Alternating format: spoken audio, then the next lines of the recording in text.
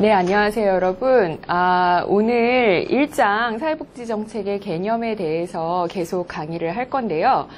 지난번에 배운 개념과 특징, 그리고 가치, 그리고 사회복지정책의 기능, 이거에 이어서 사회복지정책의 영역과 사회복지정책의 기원에 대해서 배우려고 합니다. 자, 여러분, 사회복지정책이라고 하면 너무 분야가 광범위해서 어디서부터 어디까지 사회복지정책이라고 해야 되는지 모를 때가 많아요. 그래서 먼저 학자들, 아주 예전에 사회복지정책을 연구했던 학자들은 이런 식으로 사회복지정책의 영역을 분류를 했어요. 먼저 베버리지라는 학자는 소득보장, 의료보장, 교육보장, 주택보장, 고용보장 이렇게 해서 이 베버리지가 영국 사람인데, 영국 사람은 이제 사회복지정책이라는 말보다는 사회정책을 많이 쓰거든요. 근데 사회정책의 분야로 파악을 했고, 타운센트는 사회복지정책의 분야를 소득보장, 건강, 교육, 주택, 사회서비스 이렇게 5가지로 봤어요. 여러 학자들이 여러 가지 견해로 사회복지정책의 분야를 나눴는데, 티트머스라는 학자는 조세정책도 사회복지정책으로 포함을 시켰었거든요. 그래서 이 책에서는 크게 7가지 이 분야로 사회복지정책의 분야를 나누려고 합니다. 소득보장정책, 의료보장정책, 주택보장정책, 교육정책, 대인사회서비스, 노동시장정책, 조세정책 이렇게 나누려고 하는데요. 자, 먼저 소득보장정책을 보겠습니다. 자, 소득보장정책은 여러분들 가장 많이 들어보셨을 거예요. 소득보장정책이라는 건 그야말로 소득을 보충해주는 아니면 소득을 대체해주는 정책이에요. 그래서 노령, 사망, 장애, 실업, 질병같이 우리가 노동을 하다가 노동을 중단할 수밖에 없는 위기, 노동을 줄일 수밖에 없는 위기가 닥치면 소득도 당연히 중단되거나 줄어듭니다. 그에 대해서 소득의 일부나 전부를 보장해주는 정책을 소득보장정책이라고 해요. 그리고 빈곤으로 인해서 가난한 사람들은 최소한의 기본 욕구도 충족하지 못할 수 있잖아요. 그럴 경우에 소득보장을 해줍니다. 예를 들면 더 쉬울 수 있는데요. 노령연금에서 공적연금보험에서 노령연금, 그 다음에 실업보험에서 실업급여, 의료보험에서 상병급여, 공공구조정책에서 생계급여 이런 정책이 대표적인 소득보장 정책이에요. 의료보험의 상병급여 같은 경우는 우리나라에는 없는 정책인데 이제 질병 때문에 회사나 공장에 못 나가는, 그러니까 직장에 못 나가는 근로자들이 직장에 못 나가는 기간 동안에 소득을 보전해주는 그런 상병급여라는 제도가 있습니다. 예. 그래서 소득보장정책은 그야말로 소득이 중단되거나 감소되었을 때 이렇게 보충해주는 정책을 말하는 거고요. 그 다음에 의료보장 정책은 질병이나 부상 등으로 신체적인 건강뿐만이 아니라 정신적 건강을 유지하지 못하는 경우에 의료 서비스를 보장해 주는 거예요. 자, 의료 서비스를 보장해 줄 때 국가에서 직접 의료 서비스를 제공해 주기도 하고 아니면 우리나라처럼 여러분들이 병원 가거나 약국 갔을 때 거기 급여 명세서 같은 걸, 의료비 명세서 같은 걸 보면요. 내가 내야 되는 돈과 원래 의료비가 차이가 있어요. 그런 게 바로 의료비를 보전해 주는 거거든요. 그래서 NHS 제도와 같이 영국에서 하는 그런 제도는 의료 서비스를 직접 주는 거고요. 근데 우리나라의 건강보험이나 의료급여 같은 경우는 의료 서비스를 받고 그에 대한 비용을 일부를 보전해 주는 방식으로 의료보장 정책을 실시를 합니다. 세 번째 영역이 주택보장 정책이에요. 그러니까 주택의 환경이 열악해서 질병, 가족 해체, 정신적 스트레스 같은 문제가 발생을 해요. 그러면 그거를 사전에 예방해야 되는데 어떤 식으로 예방을 하냐면 주거 환경이 열악한 지역은 위생이나 질병 외에도 교육이나 범죄, 사회적 배제 같은 다양한 종류의 사회 문제가 발생할 수 있기 때문에 주거 환경 개선 사업을 한다든지 아니면 공공주택을 공급해 준다든지, 예를 들면 우리나라의 주택공사, LH 같은 데서 직접 주택을 공급해 주기도 하고요. 아니면 임대료를 지원해 주는 사업을 하기도 하고, 또 주택 수당을 직접 제공을 하기도 하고, 또 새로운 주택이 분양될 때 뭐 한부모 가족이나 다자녀 가족 등에게 우선 분양권, 그러니까 먼저 분양을 받을 수 있는 권리를 지급해 주기도 합니다. 그런 것들이 바로 주택보장 정책이에요. 이것도 역시 사회복지 정책의 영역에 포함이 되는 거고요. 그 다음에 네 번째가 이제 교육정책이에요. 교육정책까지 사회복지 정책이냐라고 의아해 하시는 분들도 계실 텐데, 넓은 의미에서 사회복지 정책이라고 할 수 있습니다. 의무교육과 같이 국가가 직접 교육 서비스를 제공하기도 하고요. 그 다음에 빈곤층 아동들에게는 교육비를 지원하기도 해요. 그리고 직접 교육과 관련된 서비스를 제공하기도 합니다. 예를 들면 인지발달 서비스, 언어발달 서비스 등등의 여러 가지 서비스를 제공하기도 해요. 그래서 내가 돈이 없다고 해서 교육을 받을 기회가 없어지지 않도록 그런 기회를 제공하는 정책들도 사회복지 정책에 포함이 됩니다. 자, 또 다섯 번째가 대인 사회 서비스예요. 아마 이것들은 여러분들도 이거는 분명히 사회복지 정책이지라고 얘기를 하실 수 있을 것 같아요. 왜냐하면 여러분들이 아동복지론, 노인복지론, 장애인복지론 시간에 배운 것들이에요. 그래서 아동, 청소년, 노인, 장애인, 여성 등 사회 서비스가 필요한 클라이언트들에게 개별적인 서비스를 제공해 줍니다. 이런 대인 사회 서비스는 인자가 사람 인자고 대자가 대할 대자잖아요. 그래서 1대1로 거의 제공을 하거나 아니면 그룹으로 제공을 해서 클라이언트의 욕구, 문제, 상황에 따라서 그 맞춤형 서비스를 제공을 하는 거예요. 그래서 이 경우에 저소득층에게는 무료로 제공하거나 아니면 실비로, 저비용으로 제공을 하기도 합니다. 물론 중산층 이상이 사회 서비스를 이용하고자 할 때는 이용료를 내고 이것을 이용할 수 있습니다. 자, 여섯 번째 분야가 노동시장 정책이에요. 이거는 이제 당연히 노동 능력이 있는 사람들을 대상으로 하는 건데, 노동시장 정책하면은 좀 생소하실 수 있을 것 같아요. 근데 이 예시들을 보면 이런 거구나라고 생각하실 수 있을 텐데, 일단은 직업훈련을 제공하는 것도 노동시장 정책입니다. 또 적당한 일자리를 소개시켜주는 고용 서비스도 노동시장 정책이고요. 또 근로자에게 직접 이렇게 서비스를 제공하는 게 아니라 고용주를 지원함으로써 복지를 제공할 수도 있어요. 예를 들면 고용주가 어떤 일자리를 창출한다든지 아니면 너무 경기가 안 좋지만 근로자를 해고하기보다는 계속 고용을 유지하면서 일자리를 안정시킨다든지 아니면 특정한 사람들에게 고용을 촉진하는 그런 고용주에게는 국가에서 지원금을 제공함으로써 노동시장 정책을 합니다. 그리고 여러분들 너무나 잘 아시는 최저임금 제도도 사실은 노동시장 정책이에요. 그래서 이 최저임금 제도가 있어야지만 적정한 소득이 보장이 되잖아요. 그래서 그 이후에 빈곤을 막을 수도 있고, 그렇기 때문에 이것도 광범위한 의미에서는 사회복지 정책에 해당이 됩니다. 또 더 나아가서 정부가 직접 고용을 창출하기도 해요. 일자리를 정부가 제공을 하기도 합니다. 마지막으로 이제 조세 정책이 있어요. 조세 정책도 사회복지 정책의 분야로 볼 수 있는데, 국가가 사회복지의 목적을 위해서 조세 부담률을 조정하거나 아니면 조세를 면제해주는 제도예요. 조세 부담률이라는 말도 어렵고 면제라는 말도 어려울 수 있지만, 조세 부담률이라는 거는 그야말로 세율을 깎아주는 거 아니면 세금을 깎아주는 거, 이렇게 생각을 하시면 됩니다. 그래서 저소득층에게 빈곤 문제를 해결하기 위해서 저소득층도 소득이 있으면 세금을 낼 수 있거든요. 그런데 세금을 내는 대신에 이제 세금을 안 받거나 아니면 세금 낼 그 돈을 깎아줌으로써 그 사람들한테는 그만큼의 수입이 보장이 되는 거잖아요. 그런 식으로 사회복지 정책이라는 그러니까 조세 정책이 사회복지 정책이라고 할 수 있는 거고요. 또 저소득 근로자에게는 냈던 세금을 일부를 돌려주기도 해요.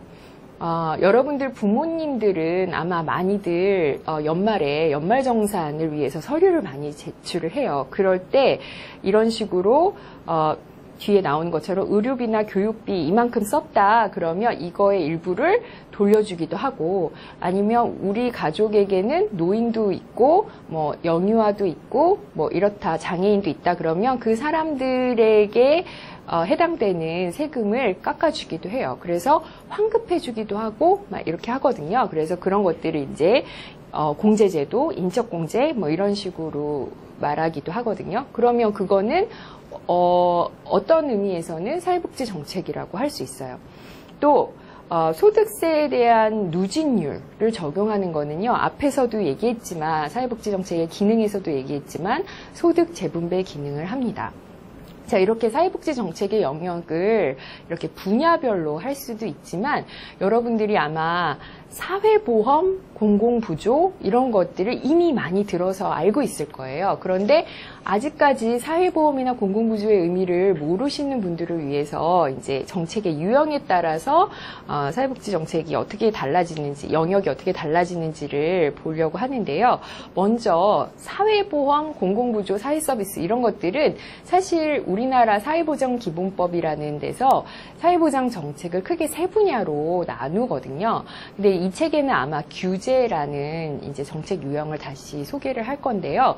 일단 크게는 사회보험, 공공부조, 사회서비스 이렇게 정책을 구분합니다. 여러분들 책 사회보험 정책 유형에 대해서는 40페이지에 보시면 알 수 있어요. 그래서 사회보험은 두 번째 줄에 보시면 질병, 장애, 노령, 실업, 사망 등 사회적 위험에 대해서, 사회적 위험이라는 말은 아마 앞에서 먼저 제가 말씀을 드렸는데, 이런 사회적 위험에 대해서 이제 위험의 분산이라는 민간 부문 보험 기술을 이용해서 국민의 건강과 소득을 보장하는 제도다. 이게 사회보험의 정의예요. 근데 위험의 분산이 뭐고 민간 부문 보험 기술이 뭐냐라고 궁금해 하실 수 있습니다. 위험의 분산이라는 건 여러분들 보험을 가입했다고 하면요, 다달이 보험료를 내요. 그 다달이 보험료를 내는 게 위험을 분산시키는 겁니다. 그러니까 무슨 일이 닥쳤을 때 한꺼번에 비용을 지출하게 되면 그거는 개인이 감당하기 힘든 일이 될 수 있어요. 그런데 다달이 보험료를 조금씩 내면 그거를 근거로 큰 목돈을 지출하게 돼도 위험이 분산됐기 때문에 쉽게 이 위험에 대응할 수 있는 거예요. 그래서 사실 보험이라는 기술은요, 민간 부문에서 먼저 시작된 거거든요. 우리가 사회보험을 가입하고 있지만 여러분들 이미 뭐 삼성화재, LG화재, 뭐 동부화재 이런 보험회사들 많이 알고 계실 거예요. 그런 데서도 보험 상품을 많이 판매를 하고 있거든요. 그런 데서 먼저 보험이라는 것이 시작됐고 그 기술을 이용해서 국가에서 이런 제도를 만든 거예요. 그래서 위험 분산이라는 것도 이제 사회보험의 아주 중요한 키워드가 되겠습니다. 그래서 사회적 위험 발생에 대비해서 일정 기간 보험료를 기여하고 사회적 위험이 발생하면 이에 대해서 적절한 급여나 서비스를 권리로서 보장을 하는 게 사회보험 제도예요. 그리고 민간보험은 자기가 가입하고 싶은 사람이 가입하는 거죠. 강제로 뭐 삼성화재나 동부화재에서 와서 가입시킬 수 없어요. 자기 자유의사에 의해서 가입을 하지만 사회보험은 법부로 이거를 강제적으로 가입하게 돼 있어요. 그래서 전 국민 또는 전체 근로자가 강제적으로 가입을 합니다. 그리고 두 번째 정책 유형이 공공부조예요. 공공부조는 사회보험은 매달 보험료를 부담하게 돼 있어요. 그리고 그 보험료라는 것은 사실 소득에 기반해서 소득의 몇 프로, 뭐 임금의 몇 프로 이렇게 정해지거든요. 근데 소득이나 그 임금이 적은 사람들은 사회보험의 보험료, 기여금을 부담하지 못할 수도 있거든요. 그럼 그 사람들은 보험을 일정 기간 가입을 못하거나 아예 계속 가입을 못할 수 있어요. 그럼 그 사람들에게 그런 사회적 위험이 발생했을 때는 대체적인 사회적 안전망이 필요한 거죠. 그것을 바로 공공구조라고 할 수 있습니다.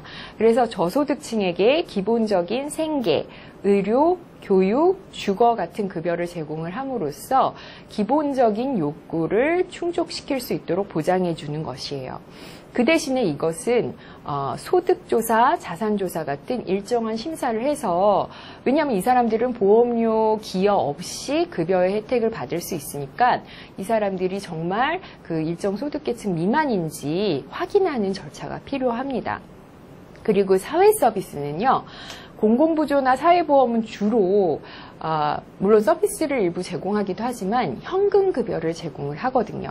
그런데 사회 서비스는 급여가 비물질적이라는 것에서 조금 구분이 돼요. 그래서 아까 말했던 그 사회복지 정책의 영역에서 대인 사회 서비스로 설명했던 것이 아마 여기에 해당이 될 것입니다. 그다음에 아동, 노인, 장애인, 여성, 가족 등이 겪게 되는 문제에 대해서 지식과 기술을 갖춘 전문가가 필요한 서비스를 제공하는 것이 바로 사회 서비스예요. 자, 여기에 더해서 여러분들 책 41페이지에 보시면 길버트와 터렐이라는 사람이 또 다른 유형의 정책 유형을 소개를 했습니다. 그게 뭐냐면 규제거든요, 규제. 요거는 직접 서비스나 현금을 제공하는 것은 아니지만 중앙정부나 지방정부가 뭐 사회복지관, 요양시설, 어린이집, 병원, 또 사회복지 주거시설들 있잖아요. 이런 주거시설들에 대해서 보건이나 안전의 목적을 위해서 시설에 대한 허가, 승인, 그리고 기준에 대해서 규제를 하는 것을 말합니다. 이것도 국가가 사회복지에 대해서 행하는 중요한 역할이기 때문에 정책의 유형으로 포함시킬 수 있다는 거예요.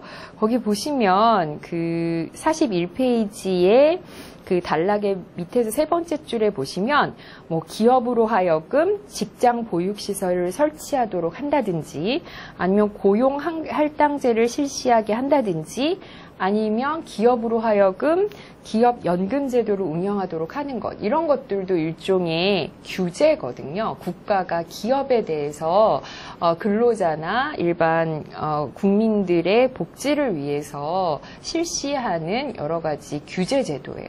그래서 그런 것들도 역시 사회복지 정책의 한 유형으로 볼 수 있습니다. 그래서 사회보험이나 공공구조나 사회서비스는 해당 욕구가 있는 사람들에게 직접적으로 급여나 서비스를 제공하는 데 비해서 규제는 다른 NGO라든지 기업이라든지 이런 민간기관에서 그런 서비스를 제공을 할 때 국가 정책에 맞게 제공하도록 규제를 하는 것이라고 생각을 하시면 됩니다. 자, 여기까지가 사회복지 정책의 영역이에요. 자, 그러면 이어서 다음 동영상에서는 사회복지 정책의 기원에 대해서 설명을 하겠습니다. 자, 이제 여러분 사회복지 정책의 개념 1장 그 긴 대단원의 막을 내리기 위해서 사회복지 정책이 처음에 어떻게 시작했는지에 대해서 공부를 해보도록 하겠습니다. 이것은 어떻게 보면 사회복지 정책의 역사라고 볼 수 있는데 우리나라의 역사는 아니고요. 이 책에서는 영국, 독일, 미국에 대해서 사회복지 정책이 어떻게 시작됐는지에 대해서 설명을 하고 있습니다. 자, 여러분들 책에 그 42페이지에 보시면 영국의 경우도 전체 16세기, 17세기부터 지금까지는 아니고요.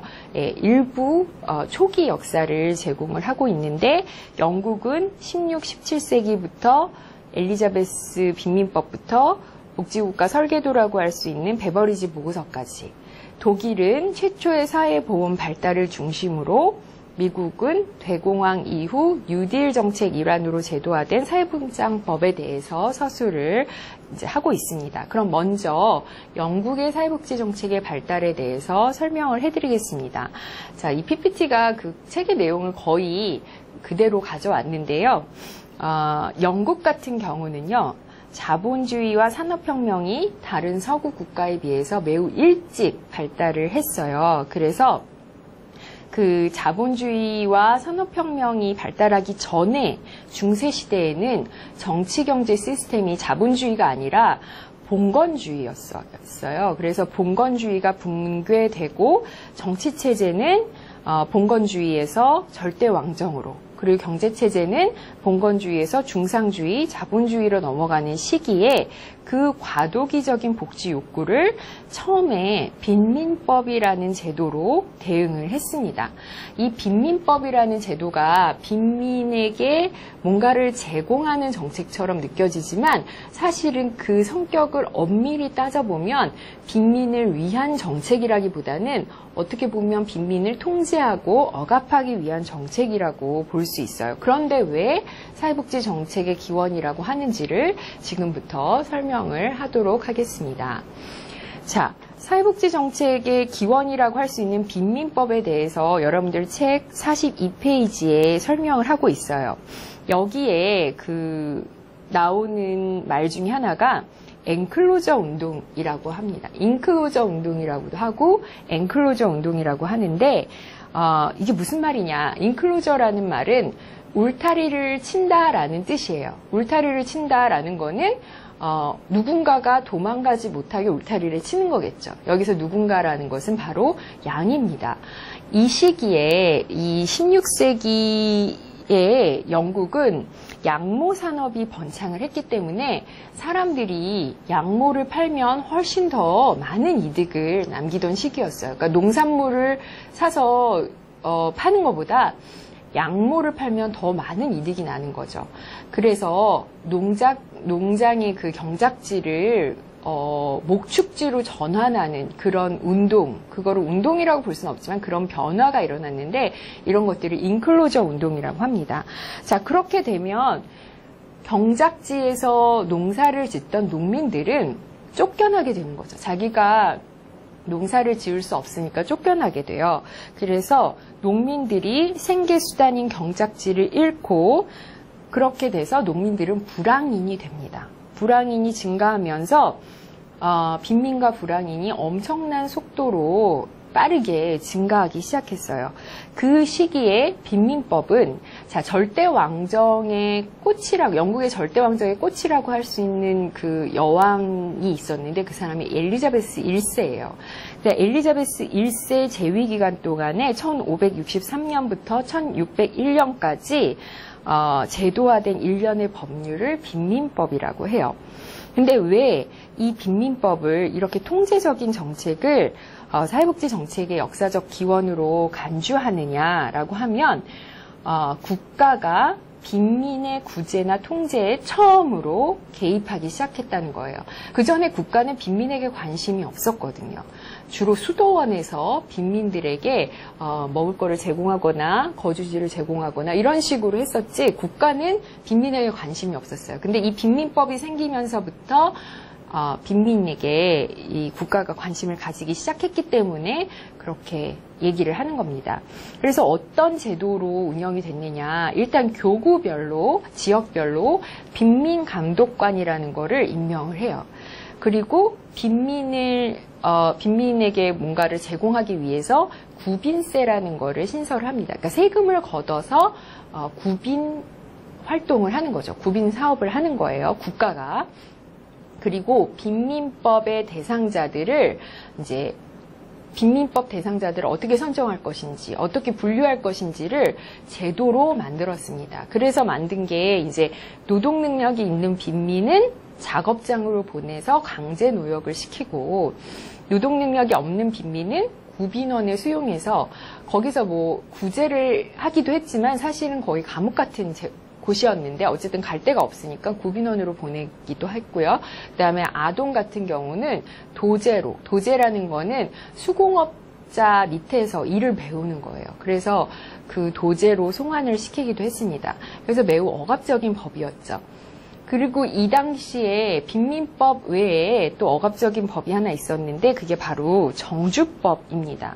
이 정주법은 여러분들 책 43페이지에 1662년에 실시됐다고 하는데 1662년 정주법은요.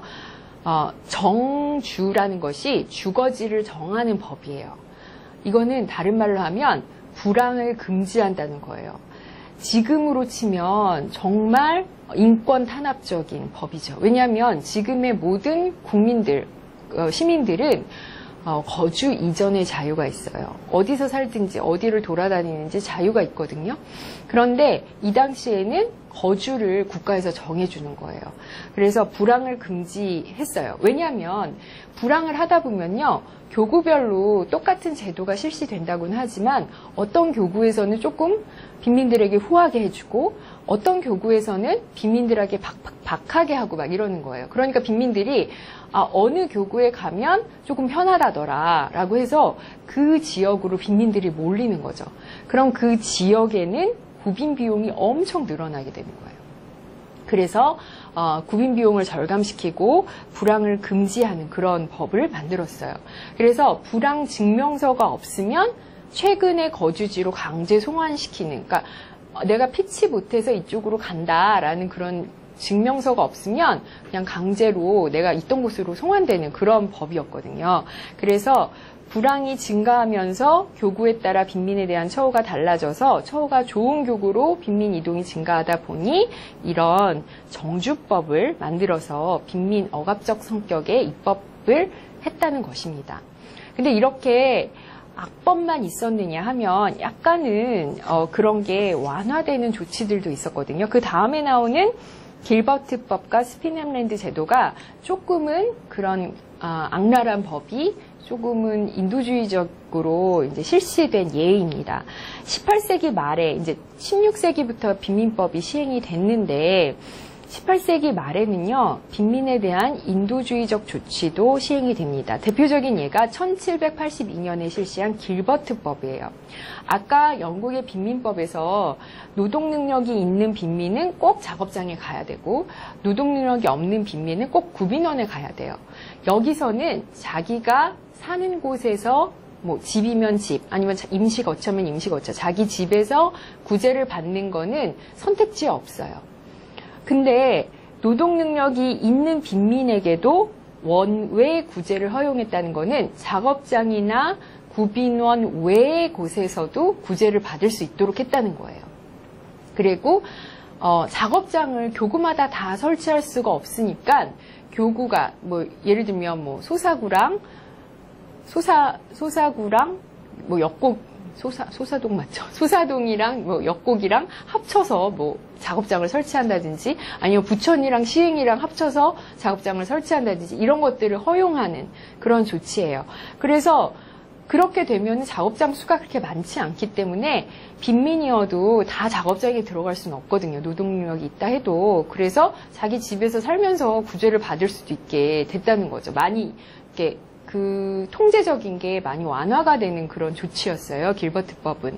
여기서 더 나아가서 1795년에 스피넴랜드 지역에서는 이런 제도가 시행이 됐어요. 그래서 작업장에 수용하지 않고 원외 구제를 하는 것뿐만이 아니라 만약에 임금 수준이나, 그러니까 빈민도 노동을 할 거 아니에요. 아무것도 먹고 살 게 없으니까 노동을 해서 그 임금을 받아서 먹고 살 텐데 그 임금 수준이 낮으면 땅 가격이라는 거는 물가를 대표하는 거죠. 예, 물가와 그 다음에 부양가족 수에 연동해서 임금을 더해주는 제도예요.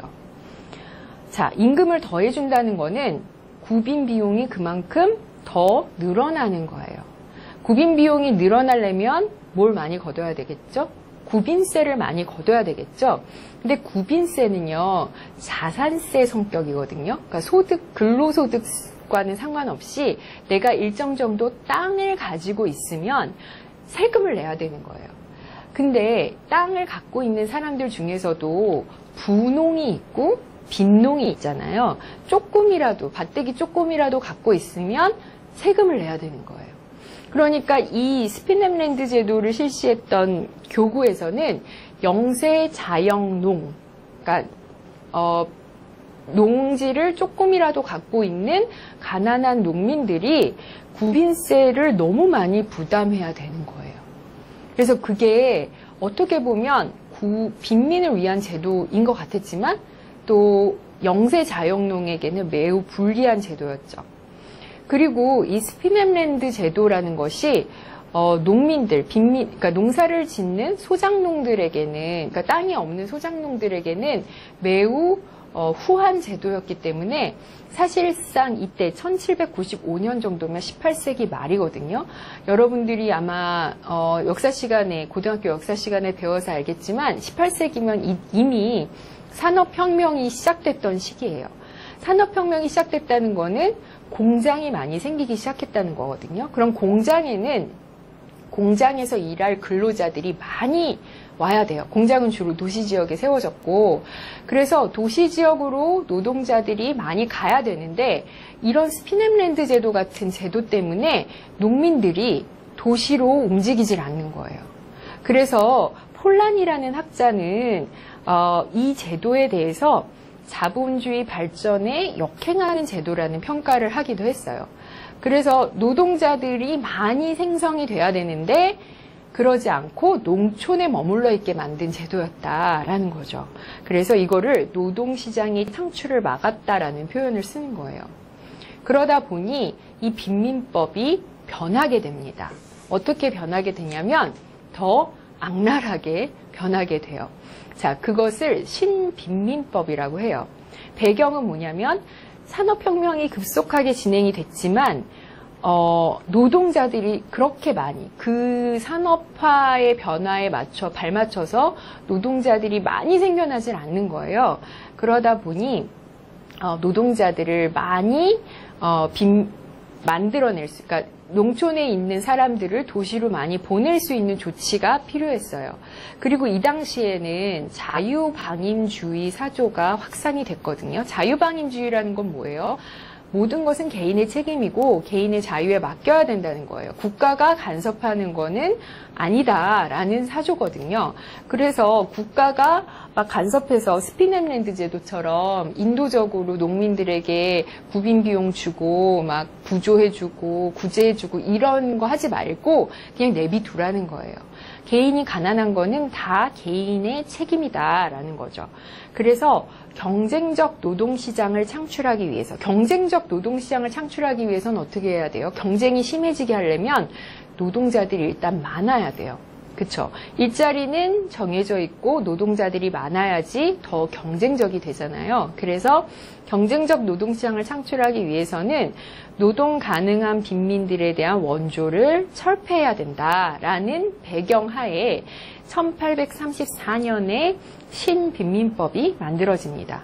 그래서 구빈제도를 통해서, 물론 구빈제도 하나만 갖고는 되지 않았겠지만 구빈제도도 경쟁적 노동시장을 창출하게 하는 수단이 되게끔 한 거예요. 그리고 구빈제도가 교구별로 다 제각각 막 해서 어떤 지역은 막 후하게 하고 어떤 지역은 박하게 하고 이런 것들을 막기 위해서 의회의 감독하에 두기 위한 중앙집권적 행정체계를 마련합니다. 그리고 열등처우의 원칙이라는 걸 적용해요. 열등처우의 원칙은 여러분들 책에도 제가 똑같이 PPT에 나온 것과 똑같이 썼어요. 그래서 44페이지에 한 6번째 줄쯤에 보시면 구제를 받는 자에 대한 처우는 국가의 구제를 받지 않는 최하급 노동자 처우보다 열등하게 해야 한다. 이건 무슨 말이에요? 시장에서, 노동시장에서 일하는 노동자의 임금이나 그들이 받는 대우보다 국가 구제를 받는 빈민은 더 열악하게 만들어서 나 웬만하면 국가 구제 받지 않고 노동시장 가서 일해야지, 공장 가서 일해야지 라는 마음을 먹게 하라는 얘기예요. 그래서 열등처우의 원칙이 바로 그런 원칙이거든요. 거기다가 작업장 수용의 원칙을 다시금 확인합니다. 이건 뭐냐면 아까 구빈민법도 원래는 노동능력이 있는 빈민은 작업장에서 강제 노역을 하도록 만들어졌지만 그게 지역마다 조금씩 달라져서 좀 느슨해져서 어떤 데는 원외구제도 허용하고 자기 집에서도 작업장에 가지 않고도 구제를 받을 수 있게끔 됐잖아요. 그거를 다시 확 조이는 거죠. 그래서 작업장 외에서는 구제를 못하게, 그러니까 어떻게든 노동을 하게끔 만든 제도가 신빈민법입니다. 이거는 빈곤이 국가의 책임이 아니라 개인의 책임이라는 자유방임주의적 빈곤관이 반영된 제도예요. 자, 그러나 여러분들도 아시다시피 빈곤이 반드시 개인의 책임만은 아니에요. 어떻게 보면 지금의 빈곤은요, 매우 구조적인 원인에 의해서 빈곤에 처하게 되는 거예요. 예를 들면 아무리 일하고 싶어도 일자리가 없어서 일하지 못하는 사람도 많고요. 일을 한다고 하더라도 너무 임금이 낮아서 가난을 벗어나지 못하는 경우도 많아요. 그러면 그런 것들이 어떻게 밝혀지게 됐나? 지금 현재는 개인주의적 빈곤관이 아니거든요. 자유방임주의적 빈곤관이 아니에요. 이게 어떻게 바뀌게 됐냐? 그 계기가 되는 게 바로 이 슬라이드에서 볼 수 있는 빈곤조사라는 것입니다. 여러분들 책 44페이지의 두 번째 단락에 보시면 이 영국이 후발 산업국가가 급속히 성장하면서 영국도 이제 영국이 산업화에서 가장 먼저 치고 나가서 가장 자본주의를 통해서 부를 이룬 국가였는데 19세기로 오면서 그런 국가들이 많아졌어요. 그래서 영국이 그런 부자 국가의 지위를 계속 누리지 못했고, 그리고 자본주의는 발달을 하다 보면 불황과 실업을 겪게 돼 있거든요. 그래서 불황과 대량 실업을 계속 겪다 보니 더 이상 이게 개인 책임이라고 말할 수 없는 단계에 이르렀어요. 근데 그걸 어떻게 했냐? 어떻게 밝혔냐? 빈곤조사라는 것을 통해서 여기에 대표적인 사람이 찰스 보스와 시본 마운트리라는 사람이에요. 이 사람들이 빈곤 인구에 대해서 조사를 했는데 이 사람들이 아무리 열심히 일해도 계속 빈곤한 상태로 남아있는 사람들이 너무 많다는 거죠. 그러니까 개인이 게으르거나 개인이 일을 안 하려고 해서 빈곤한 게 아니라는 거를 알아냈어요. 그러면 빈곤의 원인이 개인의 책임이 아니라는 거를 안다면 이제 빈곤 문제에 대한 해결은 다른 방식이 되어야 된다는 거예요. 그래서 1905년에는 이 구빈법을 신빈민법의 형태로 계속 갖고 갈 것인지 아니면 조금 바꿀 것인지에 대해서 논의를 하기 위한 구빈법위원회가 만들어졌어요. 여러분들 책에 거기에 이제 QR코드를 통해서 영상을 볼 수 있게끔 제가 거기다 QR코드를 44페이지의 밑에다 놨거든요. 이거는 책에는 나오지 않지만 마이너리티 리포트, 머저리티 리포트, 수수파 보고서, 다수파 보고서에 대한 설명이 조금 나와 있어요. 요거를 한번 제가 시간이 강의로는, 동영상 강의로는 다 설명할 수 없지만 한번 요거를 확인을 해보시면서 수수파 보고서가 어떻게 나중에 이 책에 나오는 베버리지 보고서로 발전됐는지를 확인하실 수 있을 겁니다. 이 왕립구빈법위원회는요, 20세기 들어서 1905년이면 20세기인 건 여러분들 다 아시죠? 그리고 20세기 들어서 빈곤 문제 해결에 대해서 신빈민법처럼 자유방임적 관점으로 해결하려고 하는 사람들이 있었고, 아니면 집합주의적 관점, 그러니까 지금의 빈곤 문제를 해결하기 위한 관점이 공존하던 시대였어요. 그래서 그 왕립구빈법위원회에도 그런 자유방임적인 빈곤관과 집합주의적 빈곤관을 가진 사람들이 같이 있었는데, 집합주의적 빈곤관을 가진 사람들이 소수였고 자유방임적 빈곤관을 가진 사람들이 다수였어요.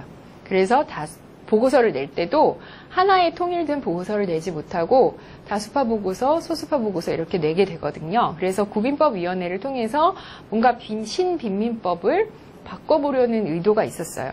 그리고 그 다음에 자유당이 집권을 하거든요.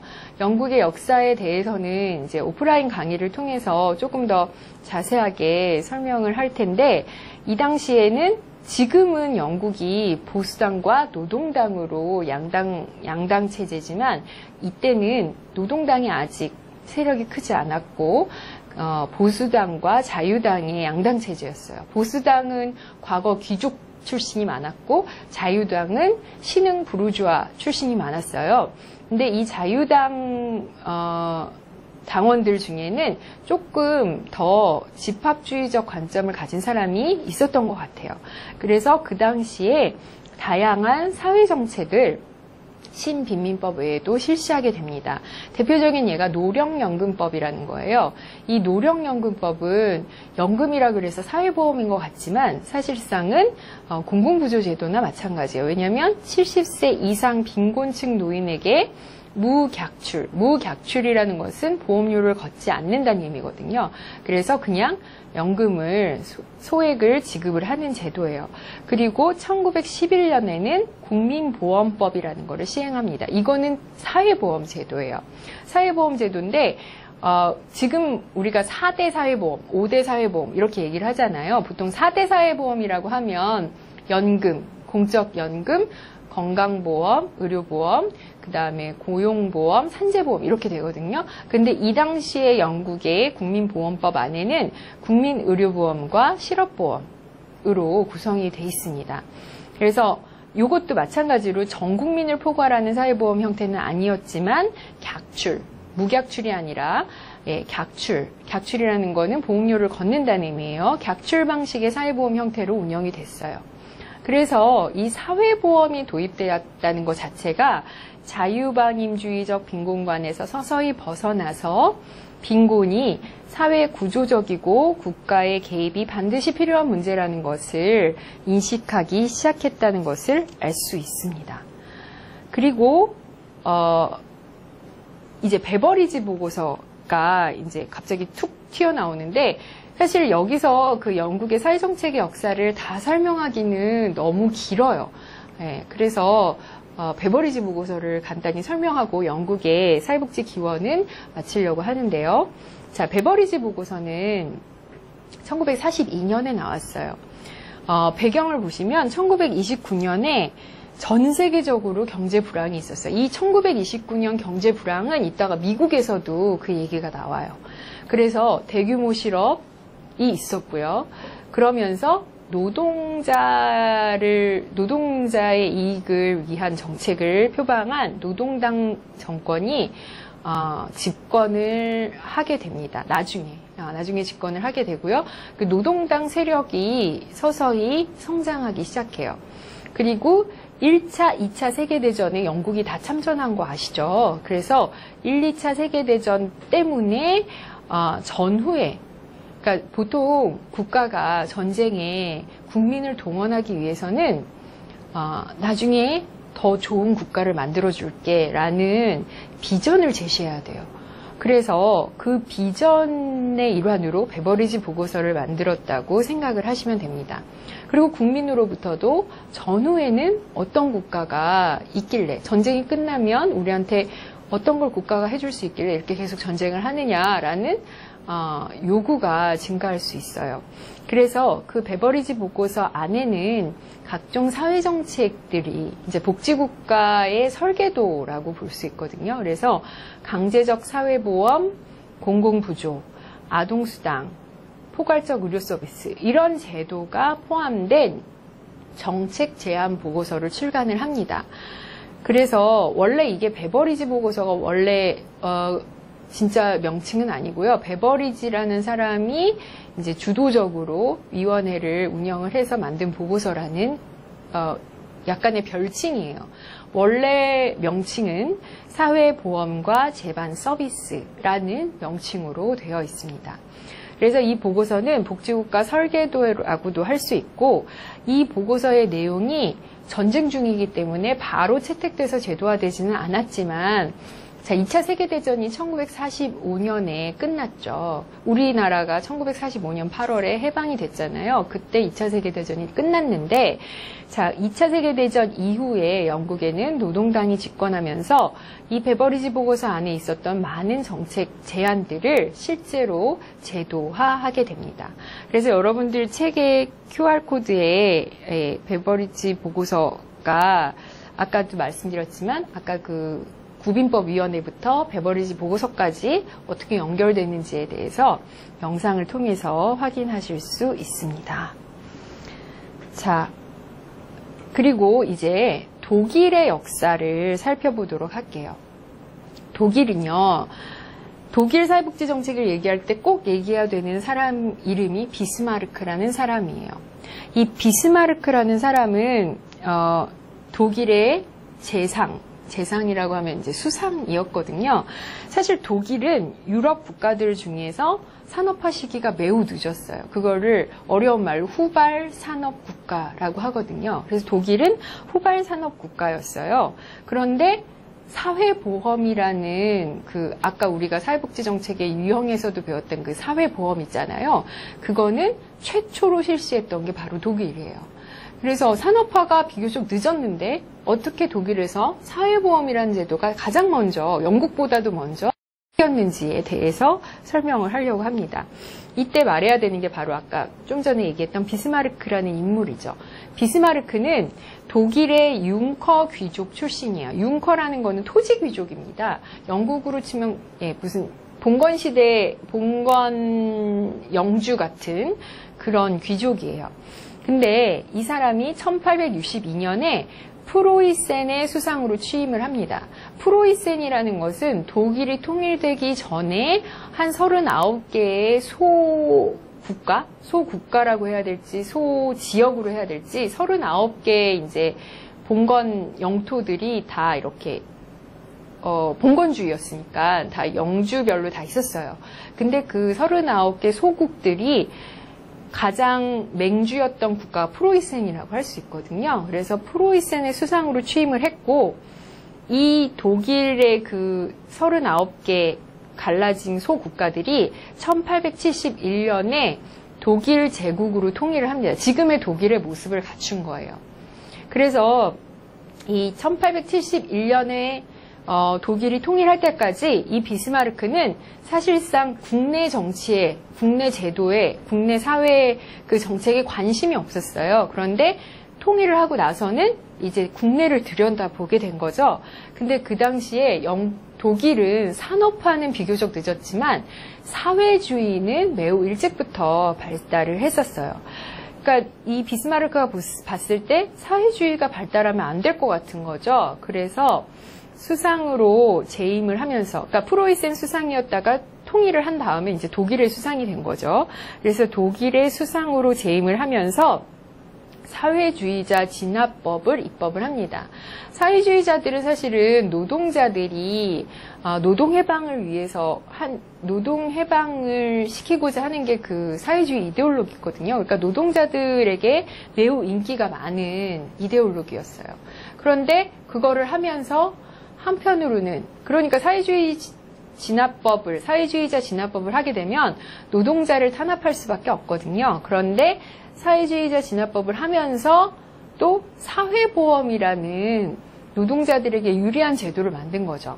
되게 이율배반적인 것으로 보이는데 그 배경을 설명하다 보면 그럴 수 있겠구나라고 이해를 하게 됩니다. 그래서 사회보험을 실시해서 국가에 충성하게 하는 제도를 실시했다는 거예요. 아까도 얘기했지만 독일은 후발 산업 국가였고요. 그리고 영국은 신흥 부르주아 계층이 매우 정치적으로도 세력화가 돼서 자유당이라는 정당을 만들 정도로 매우 큰 세력으로 성장을 했지만 독일은 이제까지 신흥 부르주아 계급보다는 토지 귀족 융커 계층이 훨씬 더 우월한 위치를 점하고 있었어요. 그리고 사회보험 도입 이전에 독일 노동자 계급은 생활이 열악했고, 그렇기 때문에 각지에서 파업 같은 거를 하고 또 사회주의 이데올로기를 받아들였기 때문에 각종 투쟁, 파업 이런 것들을 열심히 하고 있었죠. 데모를 열심히 하고 있었어요.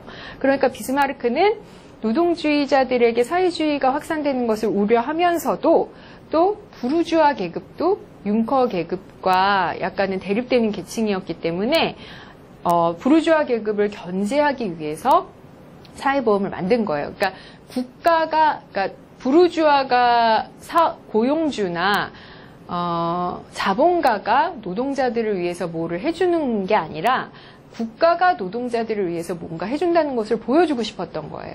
그래서 국가가 노동자들을 위해서 해주는 가장 대표적인 제도인 사회보험 제도를 입법하려고 한 거죠. 근데 사실상 그 당시에 노조도 있었기 때문에, 노동조합들도 있었기 때문에 그 조합별로 공제제도가 있었거든요. 그러니까 그 공제제도만 운영을 하면 사실은 사업주와 근로자 사이의 계약으로 이렇게 운영을 하면 되는 거였어요.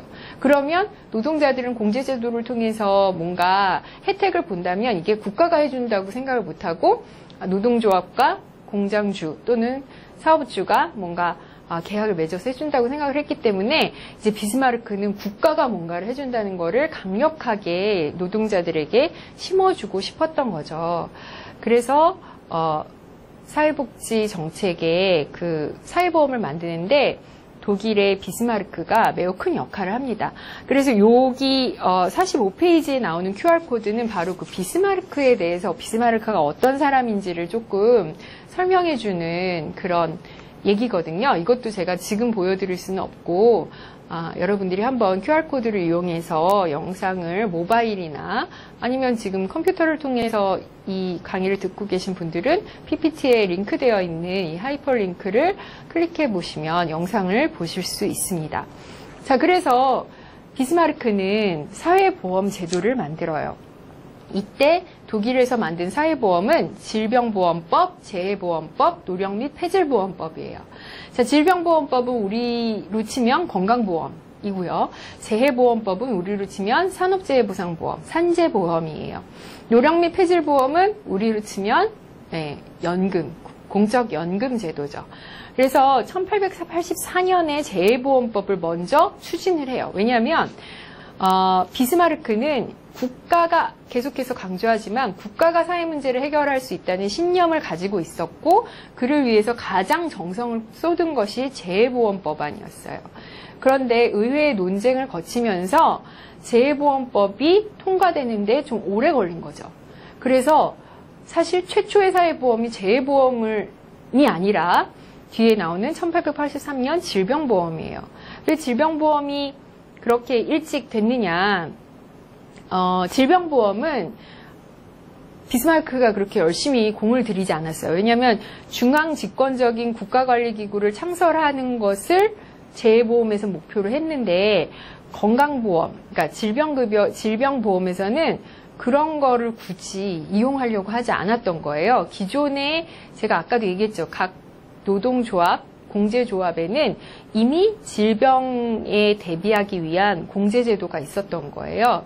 그래서 그거를 이용해서 하려고 했죠. 왜냐하면 질병이라는 거는 오래 가는 게 아니라 이제 살짝 아프면 금방 해결되고 막 이렇게 간다고 생각해서 원조가 단기적인 성격이었기 때문에 국가와 유대를 만들어내는데 그렇게 효과적이지 않다고 판단을 했고 그래서 질병보험에는 이제 비스마르크가 막 사업주의 의지를 뭐 이렇게 억누르거나 이럴 필요가 없었어요. 그래서 질병보험법은 상대적으로 빨리 통과를 해서 최초의 사회보험이 됐고요. 그에 비해서 이제 재해보험은 국가 통제 하에 조합주의적 기구를 만들어서 조합주의라는 거는 노사정, 그러니까 노동자와 자본가와 국가가 뭔가 협업하는 그런 체제거든요. 그렇게 해서 국가가 뭔가를 많이 하려고 하는 그런 기구를 만들려고 했지만 결과적으로는 실패를 했어요. 그리고 1889년에 노령 및 폐질보험법은 다시금 노동자들을, 왜냐하면 은퇴하면 좀 오래 살아야 되니까 노동자들을 국가에 결속시키는 수단으로서 연금의 가치가 다시 한번 부각되는 계기가 됐습니다. 자, 그렇게 해서 독일의 사회보험이 영국의 국민보험법보다도 훨씬 더 일찍 이렇게 발달을 하는 계기가 되었습니다. 자, 이제 마지막으로 미국의 사회복지정책 발달에 대해서 설명을 하려고 합니다. 아까도 영국에서도 나왔던 1929년 대공황이 여기 미국에서는 매우 핵심적인 사건이에요. 미국은요, 아시는 것처럼 영국에서 영국의 그 중앙 집권적인 아니면 왕의 통치를 벗어나기 위해서 해방을 위해서 온 조금 더 자유를 갈망하는 사람들이 세운 국가예요. 그래서 다른 국가에 비해서 자유방임주의 사상이 훨씬 컸어요. 아까 우리가 신빈민법을 설명할 때 자유방임주의 사상이 매우 극도로 이제 반영된 정책이라고 했는데 경제적인 산업화와 자본주의가 발달이 됨과 동시에 자유방임주의 사상이 매우 강조되어야 돼요. 미국에서는. 그래서 자유, 개인의 책임 이런 것들에 대한 지지가 매우 컸고 반대로 국가의 간섭이나 사회적 보호에 대한 거부감이 컸습니다. 그래서 국가가 뭔가 사회복지 정책을 만들 생각을 거의 안 했어요. 겨우 공공부조도 아주 일부 지역에 따라서 실시되고 있었고, 또 주로 국가가 아닌 민간 자선기관의 원조에 의존을 했어요. 그러면서 이 기조가 계속 됐으면 좋았겠지만 사실 그러기에는 자본주의라는 그 체제가 그렇게 녹록하지 않거든요. 그래서 1929년에 대공황이라는 게 발생을 합니다. 대공황이라는 게 발생을 하면서 자유주의 정책 기조의 균열을 가져와요. 왜냐하면 실업률이 지금 우리 막 실업률이 높아지고 경제 어렵고 청년들 취업 안 되고 이러잖아요. 근데 지금 현재 실업률이 물론 공식적으로 잡히는 거랑 비공식적으로 잡히는 거랑 조금 다르지만 그래봤자 실업률이 아무리 많이 잡아봤자 10%를 안 넘어요. 지금 현재도. 그런데 이 당시에 실업률이 40%에 육박을 합니다. 40%에 육박을 하고 그러다 보니까 사람들이 너무 살 수가 없으니까 시위, 파업 이런 것들을 많이 해요. 근데 미국도 영국처럼 이제 양당제인데 미국은 공화당과 민주당의 양당제죠. 그렇죠? 그래서 이 당시에 공화당이 집권을 하고 있었는데 공화당이 별다른 해결책을 제시하지 못해요. 그리고 이때 이제 대통령 선거에서 민주당의 루즈벨트 대통령이 당선이 됩니다. 그러면서 보통 우리가 대통령 선거 나가려고 하면 공약들을 막 발표를 하잖아요. 그 공약 중에 대표적인 예가 뉴딜 정책이에요. 뉴딜 정책은 새로운 계약, 새로운 약속 이런 정책이죠.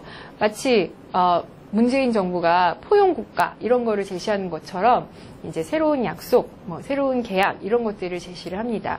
그리고 그 대표적인 분야가 구호라는 거는 이제 빈민구제 그때 구호고요. 그다음에 경제 회복 개혁을 약속하는 그런 새로운 계약을 제시를 해요. 그래서 연방 정부가 미국이라는 국가는요. 사실은 연방제예요. 연방제라는 건 각 주정부가 알아서 하고 연방 정부는 그 주정부가 하는 걸 좀 도와줄 뿐이거든요. 연방 정부가 뭔가 주도적으로 하는 거는 많지 않아요. 그런데 이때 1933년 이후에 연방 정부가 뭔가를 많이 해요.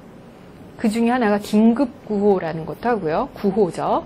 그리고 산업에 대해서도 국가가 간섭하는 거 그렇게 싫어하던 미국 사람들이 이제 국가 간섭을 허용하게 되는 거죠. 그래서 산업에 대한 통제도 하고 그 다음에 노동에도 개입을 하고 노동 기본권도 보장하는 그런 입법을 합니다. 이 중에 사회복지와 관련된 입법은 사회보장법이에요. 사회보장법은 1935년에 도입이 되거든요.